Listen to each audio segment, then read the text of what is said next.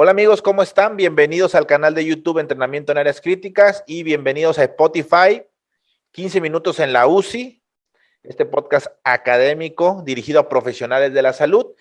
Y como se habrán dado cuenta, el día de hoy vamos a hablar de un tema muy interesante, muy en boga, que no por eso pues deja de ser algo realmente útil. Ya lo van a ver. Vamos a hablar todo acerca de el famosísimo ECMO. Así que no se lo pierdan. Vamos a dar la bienvenida a nuestro invitado del día de hoy, amigo de Avento, el doctor Rafa Lima Linares. Él es anestesiólogo cardiovascular y voy a dejar que se presente, que nos hable un poquito acerca de él. Bienvenido, Rafa. Hola Eder. Pues muchísimas gracias por la invitación. Siempre es un gusto poder platicar contigo. Sí, yo me llamo Rafael Lima Linares, soy anestesiólogo cardiovascular. Actualmente trabajo en el Hospital de Cardiología en Centro Médico Siglo XXI y formo parte de un grupo que se llama ECMO Heart Team, que tenemos la oportunidad de trabajar en todo lo que son soportes circulatorios y soportes respiratorios con este dispositivo que se llama ECMO. Perfecto. Y muchos de los que nos están viendo diagonal escuchando, pues ya habrán escuchado de ECMO, pero queremos ir desglosando para los que no tienen mucha experiencia, conocimiento, o los que tienen muy poco de esto. Para empezar, y vamos a entrar netamente en materia, ¿qué es ECMO? ¿Qué significan estas siglas? ¿Y qué es el concepto de ECMO? Claro, ECMO son las siglas de Extracorporeal Membrane Oxygenation, es decir, oxigenación por medio de una membrana extracorpórea. Y pues bueno, básicamente es una circulación extracorpórea en forma que, dependiendo de la configuración que nosotros decidamos darle, puede soportarme parcial o totalmente la función respiratoria o cardíaca, pero de forma temporal. Esto no es un dispositivo definitivo, es un dispositivo temporal. Fíjate que decirlo de forma muy burda, para los que no tenemos mucho conocimiento a profundidad, es sacar la sangre por vena o por un vaso en general, por un vaso, sacar esa sangre del paciente, oxigenarla, también quitarle CO2 y regresársela al paciente. Eso digamos de forma muy burda, pero ahorita vamos a ir Claro, profundizando un claro, poco claro. más. Sí. Oye, ¿cómo surge el ECMO? Háblanos un poquito de la historia de este dispositivo. Claro. Realmente ECMO es una aplicación que se derivó de las máquinas de circulación extracorpórea que se utilizan para cirugía cardíaca. Ahí fue en donde nació la idea de hacer todo esto. Y te estoy hablando que realmente ni siquiera tiene tanto tiempo. O sea, en el 50 y tantos fue cuando un doctor hizo la primera cirugía cardíaca con bomba, que fue un cierre de CIA en el 53.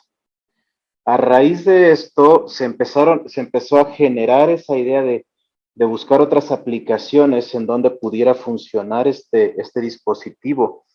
Y se hicieron muchísimos intentos, obviamente, de, de salvar a algún paciente con este dispositivo, pero fue hasta 20 años después, en los años 70, cuando ya se logra hacer de manera exitosa y se empiezan a hacer reportes de manera exitosa. Y fue en el 75 cuando el doctor Bartlett, que es el padre del ECMO, como dicen, rescató a una bebé abandonada de una paciente, de una persona inmigrante, y logró sacarla adelante por SDRA, por aspiración de meconio. Esa niña, hasta la fecha, es una paciente que me parece que adoptó el doctor Bartlett, se llama Hope, como esperanza. Y es un ícono en todo esto del ECMO. Es la niña que por primera vez se reportó como un ECMO exitoso. Wow, qué interesante. Oye, fíjate, hablaste justamente de Esperanza, de esta niña, que ahorita pues ya me imagino que es una adulta, este, Sí, eh, algo de apoyo respiratorio, un proceso inflamatorio pulmonar por aspiración de meconio. También hablaste de las cirugías cardíacas, es decir, hay apoyo cardíaco, apoyo respiratorio a través de ECMO. ¿Cuál es la diferencia o qué tipos de ECMO existen? ¿Por qué hablas de respiratorio y hablas de cardíaco? claro. La función de este aparato puede ser ambas. Puede ser soportar los pulmones cuando están dañados o soportar el corazón cuando está dañado. Entonces, ¿de qué depende? De eso depende de cómo nosotros colocamos las cánulas, la tubería con la que sacamos sangre, vamos y la oxigenamos y la regresamos al paciente. Si la regresamos a una vena, vamos a estar soportando solamente el pulmón y eso quiere decir que el corazón tiene que estar latiendo bien. Si vamos y colocamos esta tubería de regreso a una arteria, entonces ahí, aunque el corazón tenga una función muy detrimentada, el aparato va a estar haciendo las veces del corazón y del pulmón a la vez y el paciente puede estar, incluso con esta función tan deteriorada del corazón y de los pulmones, el paciente puede estar vivo. ¿Cuál es el objetivo? Comprar tiempo para que el corazón o los pulmones o ambos puedan sanar. Y entonces ya en este tiempo en el que el corazón y el pulmón están muy dañados y no pueden hacer su función, la hace el ECMO y el riñón no sufre, el cerebro no sufre, el hígado no sufre y está con una perfusión y con una oxigenación adecuadas. Ya llevándolo, entonces, esto que comentas a un escenario un poco más específico, yo te voy a poner un ejemplo. A ti te hablan porque es un paciente con una inflamación pulmonar importante y no logra a través del ventilador mecánico una buena oxigenación en este paciente, no logran que los niveles de oxígeno estén adecuados en sangre y no logran que bajen los niveles de CO2. Ustedes llegan en este caso pulmonar y ¿qué es lo que hacen? Ustedes llegan como equipo y ¿cuál es la estrategia de abordaje a este paciente? Claro, nosotros, por ejemplo, y esa es una de las metas que nosotros como grupo tenemos al hacer cursos de este aparato, es que la gente que está en contacto con pacientes críticos nos dé la luz roja de que aquí hay un paciente que se puede beneficiar de ECMO. Entonces hacemos una sesión, valoramos al paciente, acordamos que sí es un paciente que se puede beneficiar de esto, vamos al hospital en donde esté, porque muchas veces es más peligroso trasladar a este paciente a mi hospital que yo ir a tu hospital y soportarlo ahí. Entonces vamos y llegamos, damos una segunda valoración del paciente y si todos estamos en el entendido de que es un paciente candidato a ECMO, entonces ahí empezamos como una pequeña carrera contra el tiempo, porque en este periodo en el cual le vamos a colocar estas cánulas en su cuello, en sus piernas, etcétera, el paciente se va a inestabilizar. Entonces, iniciamos esta carrera contra el tiempo, colocamos las cánulas, entramos en ECMO y entonces ya podemos descansar un poquito. ¿Por qué? Porque el corazón o los pulmones del paciente ya están soportados, ya tienen un apoyo adicional. Entonces, eso ya nos da un poquito más de tranquilidad. Entonces, cuando es respiratorio, entras vena y regresas vena. Eso es nada Y más para que regresas vena. Así es. sale al equipo de ECMO, a la membrana, ahí oxigenas y ahí Ujú. depura CO2, básicamente, ¿no? O sea, es para que Correcto. quede un poquito más aterrizado para todos los profesionales de la salud. Obviamente, No, digo, esto lo digo así de una forma muy sencilla, pero es todo un trabajo en equipo, como bien lo comenta Rafa, cirujanos, intensivistas, en este caso anestesiólogos cardiovasculares, etcétera, cada quien tiene su función. Y, y ahora el siguiente escenario, un paciente con un problema cardíaco. ¿Puedes ponerme algún ejemplo o alguna situación cardíaca que hayan tenido que apoyar y cuál es la diferencia a cuando apoyan algo respiratorio? claro. Eh, Nosotros, por el hospital en donde trabajamos en cardiología, teníamos un rango de experiencia mucho más grande en pacientes cardíacos. Entonces, ¿cuál es el ejemplo que podríamos usar en la vida cotidiana? Un paciente que sufre un infarto al corazón y que llega a un hospital y puede ser que alcance o no a llegar a una sala de hemodinamia. eh, esta isquemia, este infarto que se le provocó en su corazón, va a hacer que su corazón no se contraiga como normalmente lo haría. Se va a contraer mal, se va a contraer poquito. Entonces es necesario ponerle medicamentos para que el corazón se contraiga mejor. Si a pesar de estos medicamentos el corazón sigue sin controlar, sin contraerse bien, tenemos que apoyarlo, tenemos que colocar un aparato que haga la función del corazón para que el corazón no esté con tantos medicamentos tan apretado. Entonces, esto nos ayuda a disminuir la cantidad de medicamentos que están forzando, digamos, al corazón a latir bien, y eso da tiempo a que el corazón descanse, se recupere y salga adelante. Esa sería como la aplicación más frecuente o más del día a día que nosotros podríamos tener. En nuestro hospital, nos dedicamos a operar corazón, muchas veces los corazones ya están tan lastimados que después de la cirugía igual no laten apropiadamente bien. Entonces, tenemos que soportarlos con este aparato para darle tiempo a que el corazón se recupere después de la cirugía y vaya y retome otra vez el control de su contracción.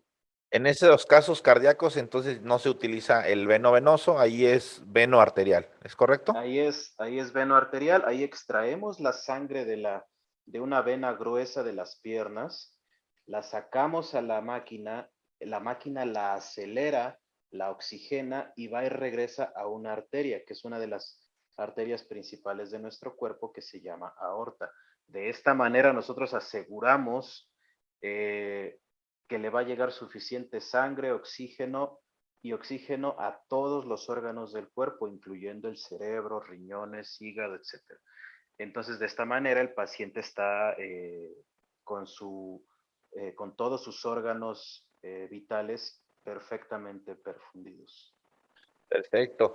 Bueno, ya vamos conociendo bien los conceptos para todos nuestros amigos profesionales de la salud. Recuerden, ECMO venovenoso, básicamente, y ECMO venoarterial, que son los dos conceptualmente hablando más frecuentes, aunque por ahí tengo entendido que también hay algunas variaciones a esto, pero conceptualmente venovenoso para problema respiratorio, venoarterial para problema cardíaco cardiovascular.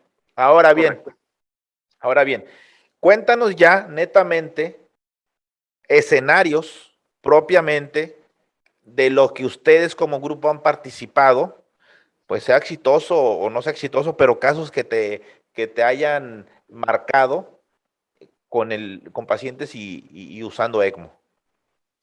Claro, mira, acabas de decir algo bien interesante. O sea, nosotros obviamente como grupo tenemos ya unos años de experiencia en esto y yo no puedo decir que la sobrevida de un paciente con ECMO es el 100%, claro que no.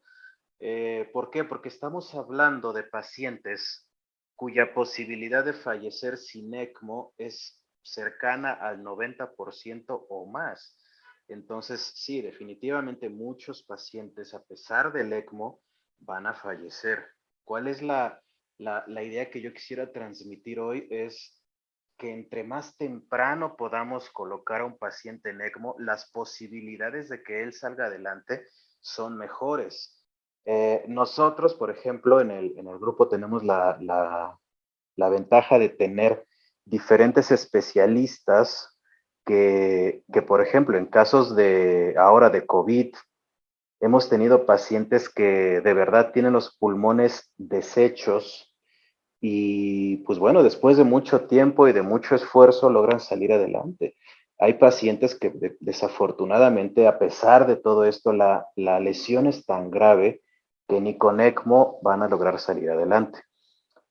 Casos padres que tenemos, que yo recuerdo, por ejemplo, en siglo XXI, soportamos a una paciente cuando la pandemia de la influenza, a una paciente puérpera que llega con influenza, la operan de cesárea, en la cesárea se descompensa y la tienen que intubar y ya no la pueden extubar. La pasan intubada a la terapia intensiva, no es suficiente el apoyo ventilatorio con la ventilación mecánica, vamos y la soportamos con ECMO y la paciente logra salir adelante.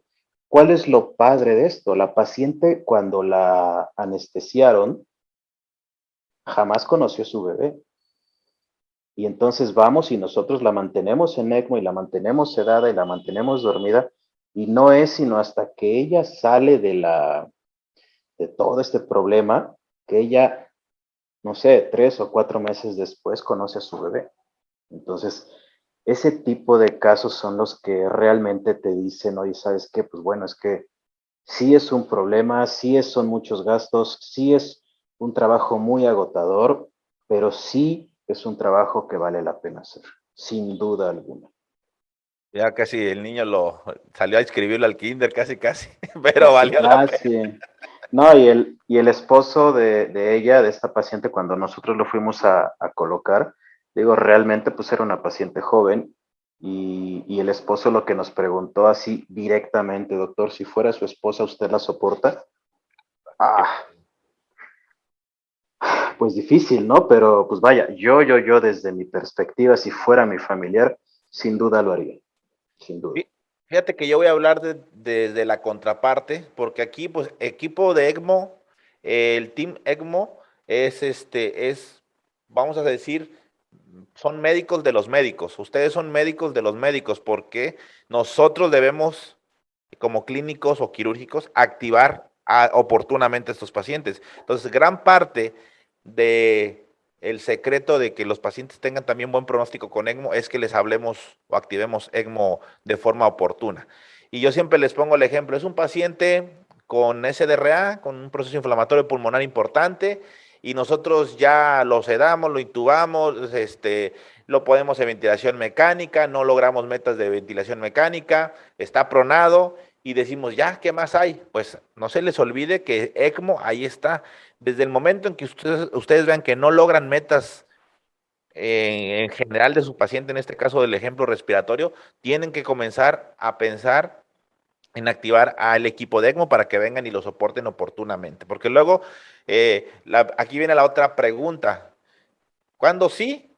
Cuando tenga ciertas indicaciones de patologías, escenarios, etcétera. Pero la pregunta es, ¿cuándo no? ¿Cuándo no? ¿Cuándo no va a ECMO? ¿Cuándo toman decisión de que el paciente ya no es candidato a ECMO, Lima? Sí, claro. Fíjate, ese es bien interesante, porque, digo, vamos a hacer un paréntesis pequeñito.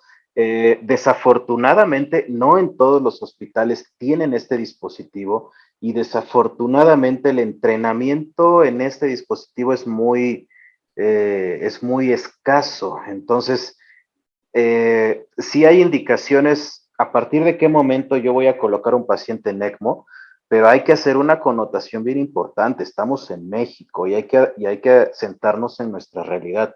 Aquí, si tú me hablas de Tamaulipas para yo ir a soportar un paciente, esto me va a tomar al menos unas 8 horas en echar a andar toda esta logística para yo poder llegar con tu paciente y ayudarle. Entonces, tenemos que tomar eso muy en consideración y ser más precavidos en el momento de decir, oye, aquí hay un paciente que puede beneficiarse de ECMO.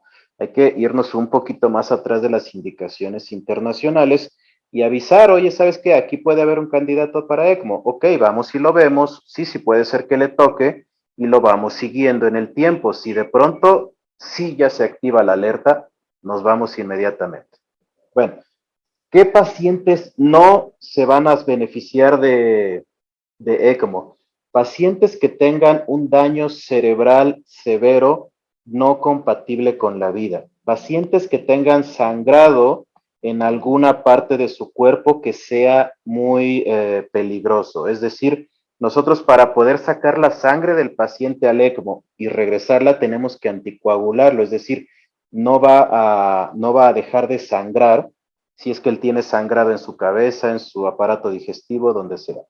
Entonces, lesiones cerebrales graves, sangrado en cualquier parte de su cuerpo, cáncer o alguna neoplasia que no se pueda curar, eh, falla en otros órganos de su cuerpo, que sea una falla grave y ya diagnosticada previamente, o cualquier enfermedad que no sea compatible con la vida. Es decir, yo no voy a ir, o sea, yo puedo ir y soportar a quien sea, pero ese no es el punto. El punto es, ¿le voy a realmente ofrecer algo después de que salga de su problema? Sí o no. Si después de que salga de su problema él tiene una lesión cerebral que no es compatible con la vida, pues para que lo soporte, ¿no? Fíjate que eso que comentas es bien importante. Tú, como tú dices, yo puedo soportar a quien a ustedes me digan, pero éticamente tienen que ser muy juiciosos, porque claro, ustedes, vamos a suponer, no ustedes, digo, un grupo por querer ganar dinero, va y lo soporta y no habla con la verdad. ¿Sabes qué? El ECMO no te va a curar, o sea, el ECMO no te va a curar. El ECMO lo que va a hacer es comprar tiempo, como tú siempre lo recargas, recalcas, comprar tiempo para que tenga una recuperación el paciente, ya sea a nivel pulmonar, a nivel cardíaco, y que estos órganos o estos sistemas pulmonar y cardíaco llevan a su vez a otras fallas orgánicas que también se van a resolver una vez resolviendo la situación primaria. Entonces, es comprar tiempo nada más. El ECMO no cura, es como la ventilación mecánica, el ventilador no cura a nadie, pero también puede hacer daño. ¿Cuáles son las principales complicaciones? No del paciente per se, no de la patología, sino de poner un ECMO que pueda llegar a presentar una crisis o una falla de este equipo. ¿Cuál es lo principal? Claro, sí, sin duda, el ECMO, como siempre lo mencionamos, no cura nada, exactamente igual que la ventilación mecánica, no cura nada, pero pues sí nos compra tiempo y la cosa es que, como bien dices, al igual que la ventilación mecánica, pues sí te expone a riesgos, ¿no? ¿Qué riesgos son los que podríamos tener graves? Desde que conectamos al paciente, o sea, nosotros vamos a colocar cánulas que son del grueso de mi dedo en los vasos, en las venas y en las arterias de los pacientes. Entonces, se pueden lesionar, se pueden desgarrar. Eh, Antes de colocar estas cánulas, yo voy a hacer que la sangre del paciente deje de coagular. Entonces, puede sangrar hasta vaciarse, por así decirlo. Se pueden formar coagulitos en alguna parte de la membrana y aventarlos hacia el paciente. Y obviamente, aunque este tipo de circuitos son muy biocompatibles, sigue siendo un material extraño. Entonces, exponer la sangre a este material extraño, a esta tubería, a esta membrana, genera una inflamación que el paciente puede o no tolerarla, dependiendo del grado de qué tan crítico está, ¿no? Entonces, pues bueno, son pacientes que se tienen que transfundir mucho porque el sacar la sangre y regresarla implica que se destruye mucha de esta sangre. Entonces es exponerlos a transfusiones, es exponerlos a que su sangre no coagule, es exponerlos a estas lesiones probables de sus vasos cuando se canula. Y pues bueno, ya cuando lo ponderas, imagínate el beneficio que te da donde todos estos riesgos vale la pena tomarlos por el beneficio que podemos tener con el paciente. Sí, sin lugar a dudas, es como estamos hablando de una tecnología muy compleja y está de más decirlo que pues tiene que ser un equipo minuto a minuto, segundo a segundo, porque un evento de crisis te está costando la vida del paciente, o sea, una hemorragia, una trombosis, todo esto puede ser fatal. Oye, bueno, ya vamos por la parte final. Este, algo importante que ha surgido últimamente, y de hecho, yo creo que por eso se ha dado a conocer mucho más tanto la ventilación mecánica como ECMO, pues la pandemia de COVID. Eh, en cuanto a COVID, netamente lo que causa esta patología, este proceso infeccioso es una inflamación pulmonar importante y también daño a otros órganos que pueden causar una oxigenación muy baja y una hipercapnia muy importante. ¿Ustedes han tenido ya la necesidad de soportar pacientes COVID y qué tal les ha ido como grupo? Sí, sí, afortunadamente, bueno, te explico cronológicamente. Nosotros tuvimos inicialmente nuestra experiencia en ECMO cardíaco por el hospital en el que trabajamos. Después viene la pandemia de la influenza y fue cuando dijimos, bueno, manejamos ECMOs cardíacos, o sea, ¿qué tan difícil puede ser un ECMO respiratorio? Es sumamente complejo, es mucho más complejo que un ECMO cardíaco. Entonces pasó la influenza y dijimos, bueno, ya estamos ahí, ya sabemos cardíaco, ya sabemos respiratorio, y ¿por qué no? Viene el COVID y nos sentó de verdad porque es una pesadilla soportar a un paciente con COVID. O sea, le pones 1 mililitro de heparina, deja de coagular el paciente, le quitas 1 mililitro, hace coágulos, hacen neurocovid, hacen inflamación del corazón por COVID. Es una pesadilla, pero bueno, afortunadamente eso nos ha dado a nosotros como grupo, que somos un grupo de alrededor de 50 y tantas personas, entre médicos, enfermeras, perfusionistas, etcétera, que ya nos ha hecho que los resultados cada vez sean mejores con nuestros pacientes de COVID. Estamos con una sobrevida del 40-50% aproximadamente, lo cual si lo ponderas contra una mortalidad del 100% que tendrían estos pacientes, pues bueno, es bastante bueno. Sí, el paciente que soportamos con COVID nos ha enseñado algo bien importante, es a cuidar todos esos detallitos que hay alrededor del soporte y que hay alrededor de la rehabilitación y de todos los demás cuidados de un paciente crítico, donde pues obviamente es no es una carrera contra el tiempo, esto es un maratón, o sea, es un trabajo en equipo que toma mucho tiempo en los pacientes de COVID, pero que si el paciente logra salir adelante, el paciente logra salir adelante pues prácticamente con una función orgánica completa. Esto es importante. Muchos pacientes, y ahora sí que yo voy a tener un aporte aquí, deberían ser soportados con ECMO, pero no lo son porque por logística de los lugares que están muy lejanos, por cuestión económica también del sistema de salud, del sistema de gastos médicos, etcétera, ¿no? O sea, también sabemos que el ECMO implica un gasto, entre comillas, gasto, porque pues bueno, al final de cuentas es una inversión para salvarte la vida. Eh, pero entonces, aquí vendría otra pregunta. ¿Recomendarías tú entonces que fueran más equipos, más grupos de ECMO que estén surgiendo para atender más pacientes? ¿O tal vez recomendarías que crezcan los que ya están? ¿Qué opinas acerca de, pues, de crear tal vez nuevos grupos para que atiendan más pacientes COVID? Sí, sí, claro, o sea, entre más esto se pudiera diseminar, pues bueno, pues qué padre que mucha más gente se pudiera beneficiar de esto y que tú como médico no tuvieras que pasarte 8 horas quebrándote los dedos porque no llega el equipo de ECMO, en lugar de estirar la mano y tomar un ECMO y ponérselo a tu paciente, ¿no? Desafortunadamente, el entrenamiento en esto no solamente es ir y tomar un curso, o sea, no es tan sencillo. ¿Por qué? Porque la logística de todo esto conlleva muchos detalles que en los cursos, pues obviamente no te los pueden ir comentando. ¿Por qué?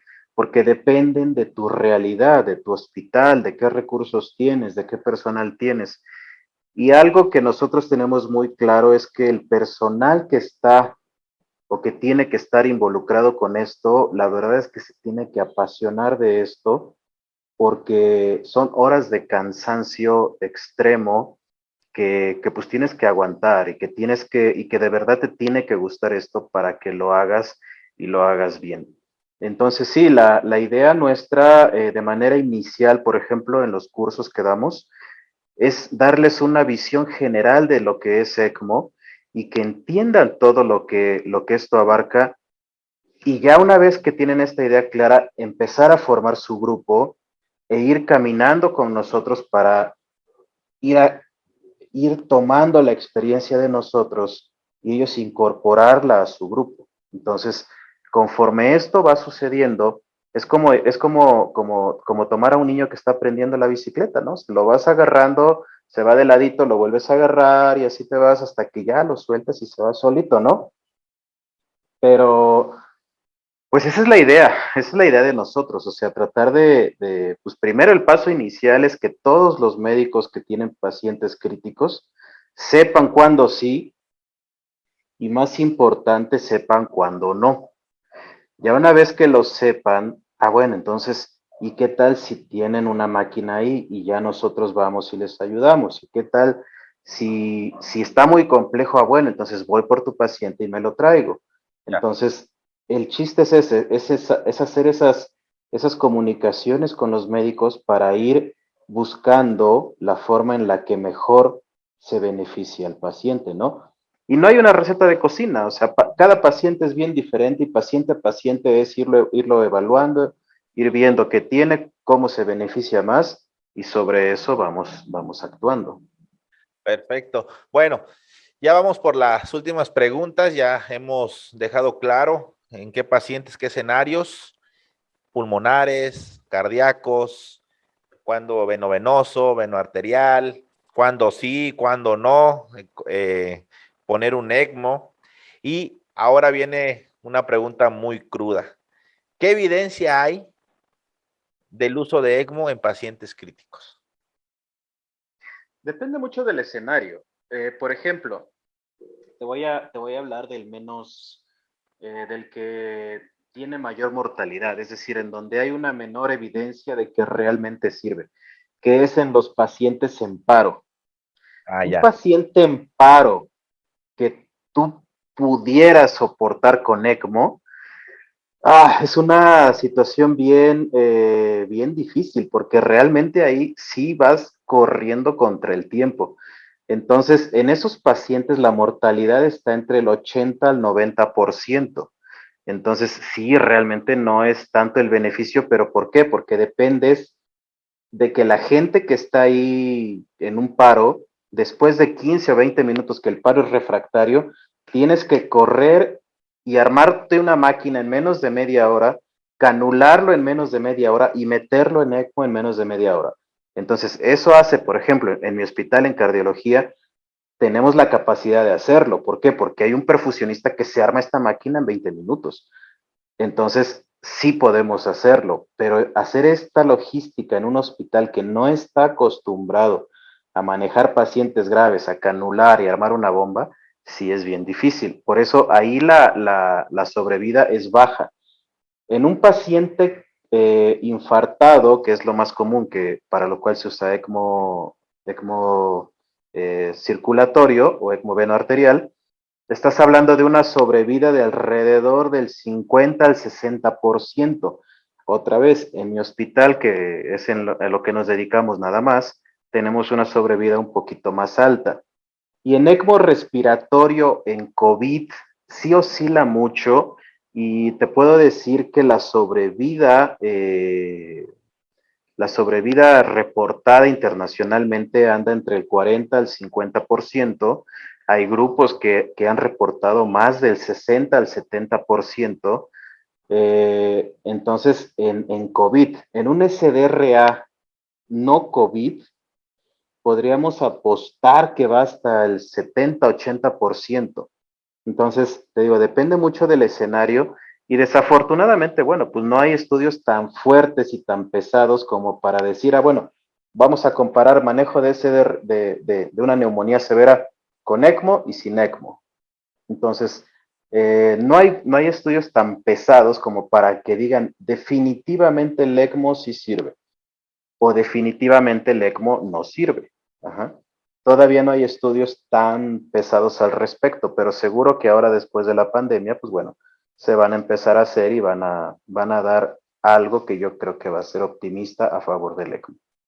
Y es que sí, fíjate que a diferencia de fármacos o intervenciones terapéuticas farmacológicas, ECMO sí necesita mucha habilidad, ¿eh? Es algo también como pues entre quirúrgico y médico. Entonces, entre más experiencia tenga el grupo, también mejor pronóstico va a tener su paciente. Eso no tengo pruebas, pero tampoco tengo dudas, ¿eh?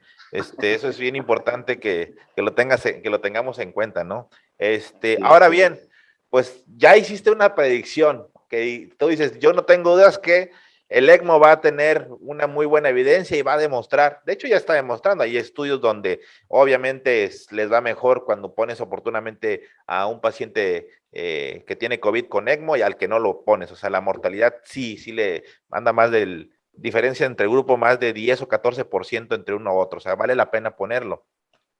Ahora, ¿qué otras predicciones tienes? ¿Cuál sería el mundo ideal del doctor Lima en cuanto al ECMO? Eso lo pueden ver en Twitter, tengo un tweet fijado. Yo espero que antes de morir vea eso. Mira, cada vez los dispositivos son más amigables, son más biocompatibles.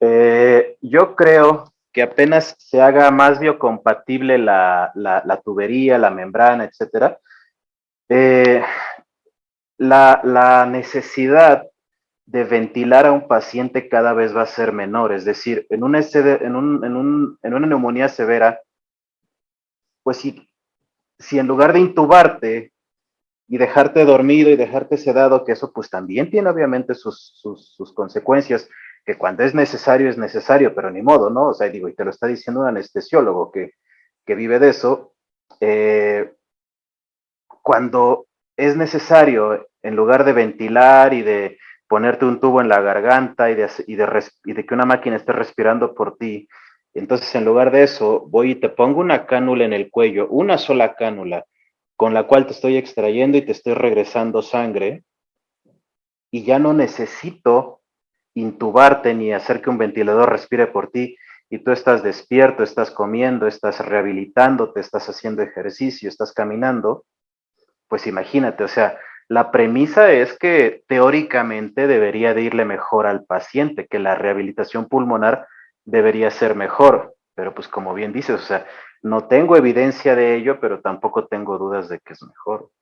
Fíjate que eso muchos yo creo que no lo van a comprender ahorita, que lo está recibiendo esta información, va a caer como sumamente raro. ¿Cómo es posible que en lugar de intubar a un paciente se le vaya a tener que poner una cánula y que eso supla el apoyo ventilatorio? Pues yo también me imagino que puede pasar. O sea, uno, ¿para qué intuba a un paciente? El objetivo del ventilador es solventar y mantener adecuada oxigenación y mantener adecuado CO2. Si esto Correcto. lo puedes hacer con una máquina, pues entonces no tendría caso hacer esto. Pero ¿hasta qué punto vamos a estar poniendo ECMO a pacientes que a lo mejor no lo hubieran necesitado porque su propia evolución les hubiera sido favorable? ¿O a qué tanto, pues sí lo vamos a poner de forma oportuna y evitar que el paciente tenga mal días de estancia, mortalidad y secuelas, que es a veces algo que también no vemos? Pero no, yo estoy de acuerdo contigo, eso puede llegar a pasar. Lo único es que, como tú bien lo dices, debemos también imaginarnos que en un futuro, en cada centro, en cada hospital de tercer nivel, donde se están obteniendo estos pacientes, pues así decimos, ¿qué le vamos a poner? ¿Ventilador? No, mejor tráete el ECMO. Lo cual, pues eso yo creo que va a ser el punto difícil de llegar a tener un ECMO en cada unidad que se vaya a requerir. Eso es No, lo sin duda, sin duda. Yo creo que eso va a ser un parteaguas ético bien importante. Pero, pues bueno, al final el punto es ese, ir avanzando poquito a poquito conforme la evidencia vaya saliendo, conforme la necesidad vaya haciéndose. Hay reportes ya que por necesidad, o por ejemplo, hay un reporte de alguien que por negativa del paciente a querer intubarse, lo canularon despierto y el paciente le fue bien. Entonces, esa evidencia que se va generando va y se acumula y pues bueno, nos dice que a lo mejor es una mejor opción, ¿no?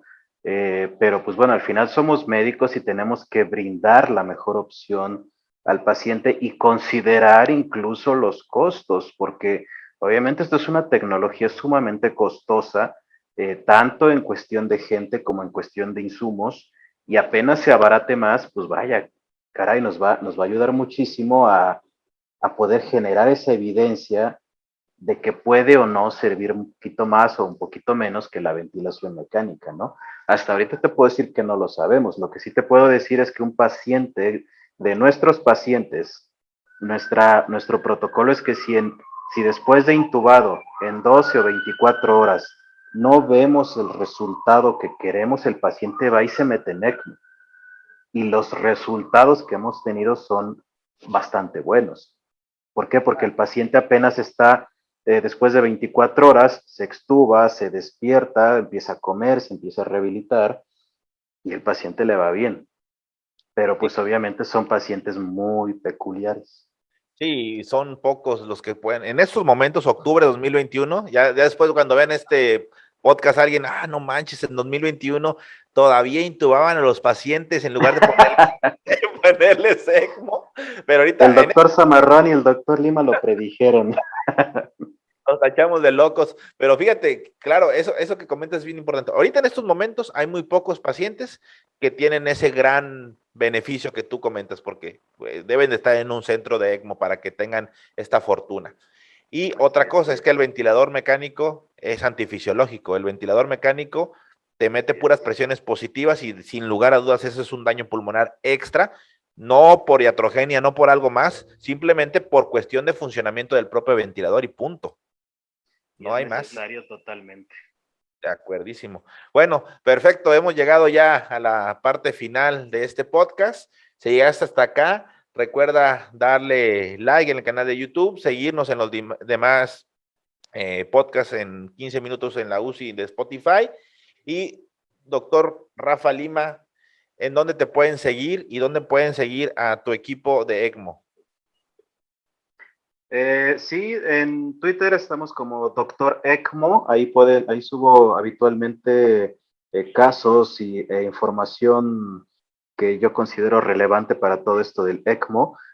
Dudas y cualquier cosa, obviamente ahí pueden seguirme sin ningún problema. En Facebook tenemos una página que se llama ECMO Heart Team. Ahí igual estamos subiendo algunos casos, estamos subiendo información.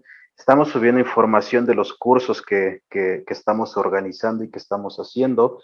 Ahora, pues en Guadalajara nos vamos a ver allá en el Congreso de Avento y a seguir en el Hospital MAC aquí en la Ciudad de México. Vamos a tener un curso que va a ser basado en simulación de ECMO.